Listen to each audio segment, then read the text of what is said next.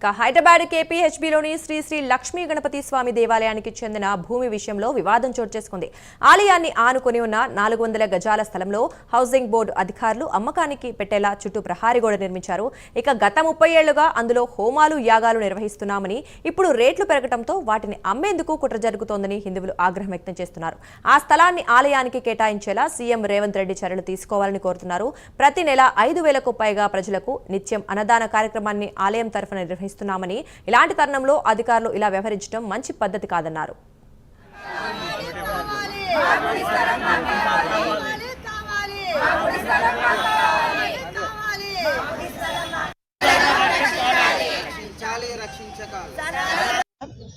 ఇక్కడ లక్ష్మీ గణపతి పెట్టి 30 సంవత్సరాల పైన అయిందండి.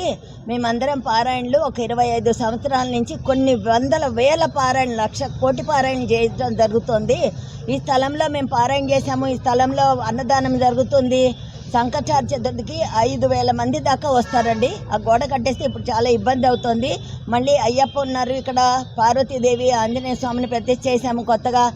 వాళ్ళ హోమాలు కూడా అక్కడ స్థలం లేదండి, హోమాలు కూడా ఇదే స్థలంలో చేసుకుంటున్నాము. దానికి అడ్డుపడాలని హౌసింగ్ బోర్డు ప్రయత్నిస్తుందండి. దానికి మన గవర్నమెంట్ సీఎం గారు కూడా కలుగజేసుకొని మాకు గుడికి సమర్పిస్తే చాలా బాగుంటుందండి.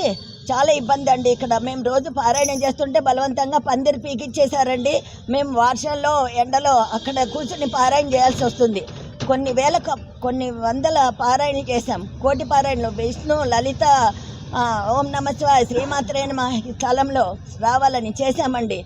ఇప్పుడేమో పారాయణ చేయడానికి కుదరట్లేదు. హౌసింగ్ బోర్డులో దాదాపుగా 1988లో ఈ గుడి స్థాపించడం జరిగింది. ఆ రోజు నుంచి చాలా చిన్నగా ఉన్న గుడిని ఈ రోజు నేను అభివృద్ధి చేసి మొత్తం కూడా ఇక్కడికి వచ్చే భక్తులే.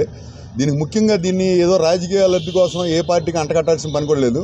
కానీ ముఖ్యంగా ఇక్కడ గమనించాల్సిన విషయం ఏంటంటే, ఈ మధ్యకాలంలో ఈ కాంగ్రెస్ ప్రభుత్వం వచ్చిన తర్వాత ఎక్కడ పడితే అక్కడ స్థలాలను అమ్ముకోవడం మొదలెట్టింది. కానీ జనాలకు ఏం కావాలో చూసుకునే పరిస్థితి లేదు.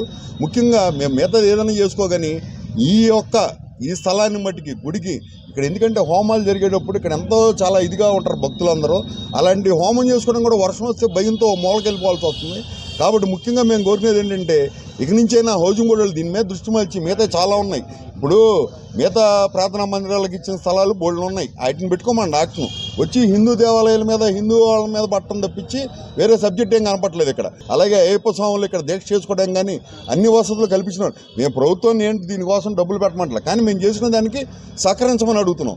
కాబట్టి ముఖ్యంగా ప్రతి ఒక్కళ్ళు కూడా తెలుసుకోవాల్సింది ఏంటంటే, ఏ పార్టీ వాళ్ళైనా మాకు అండగా నుంచుని ఈ గుడి స్థలాన్ని మాకు అప్పచెప్పాల్సిందిగా కోరుకుంటున్నాం. ఇక్కడ హెచ్ఐజీలో ఇక్కడ గణపతిని, హౌసింగ్ బోర్డు మొత్తానికి గణపతిని ఇక్కడ పెట్టారు.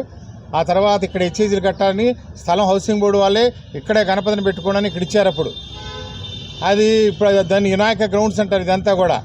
ఆ తర్వాత కొంతమంది వలన అక్కడ గోడ కట్టడం వలన జరిగింది. ఇది అసలు స్టార్టింగ్లో ఫస్ట్ మొట్టమొదటి మన గణపతి దేవాలయం అండి. మన హౌసింగ్ బోర్డుకే మొట్టమొదటి గణపతి దేవాలయం అండి ఇది. ఈ గణపతి దేవాలయం అన్నీ కూడా డెవలప్ అవ్వలేదు. దీనికి ఇప్పుడు ఈ స్థలం కూడా మన ప్లాన్లో కూడా ఇది వినాయక గ్రౌండ్స్ అనే కనిపిస్తుంది. మనకి హౌసింగ్ బోర్డు స్థలం అని ఎక్కడ కనిపించదు, ఇది వినాయక గ్రౌండ్స్ అనే కనిపిస్తుంది. కానీ ఈ రేట్లు పెరగటం వలన ఈ గుడి స్థలాన్ని హౌసింగ్ బోర్డు లాగేసుకోవడానికి ప్రయత్నం చేస్తున్నారు. దీన్ని మాత్రం ఎంతైనా సరే మేమందరం కూడా ఏమైనా సరే ఈ స్థలాన్ని మాత్రం వదులుకోవడానికి ఇష్టంగా లేము. ఎంత దూరమైనా వెళ్ళడానికి కూడా మేము రెడీగా ఉన్నాము.